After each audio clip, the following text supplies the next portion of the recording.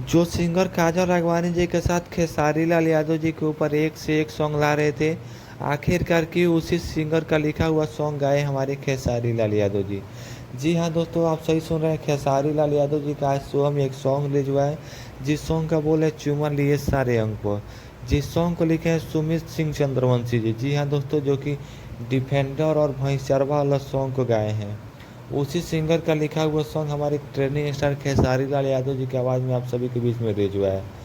SRK music भी song को release किया गया है, जिस सॉन्ग का बोल है चुमा लिए सारे अंक पर।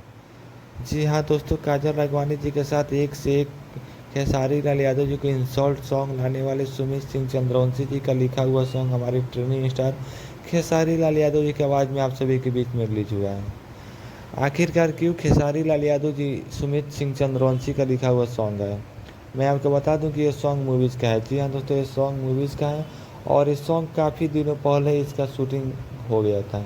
रिकॉर्डिंग और शूटिंग काफ़ी दिनों पहले ही हो चुका था, जिस समय सुमित सिंह चंद्रवंशी जी खेसारी लाल यादव जी के ऊपर कोई भी सॉन्ग नहीं लाते थे। इसीलिए शायद खेसारी लाल यादव जी गा दिए थे और उस सॉन्ग को आप सभी के बीच में रिलीज भी कर दिया गया आज सुबह में SRK म्यूजिक पे। सुमित चंद्रवंशी जी खुद अपने इंस्टाग्राम के माध्यम से पोस्ट करके भी बताए हैं।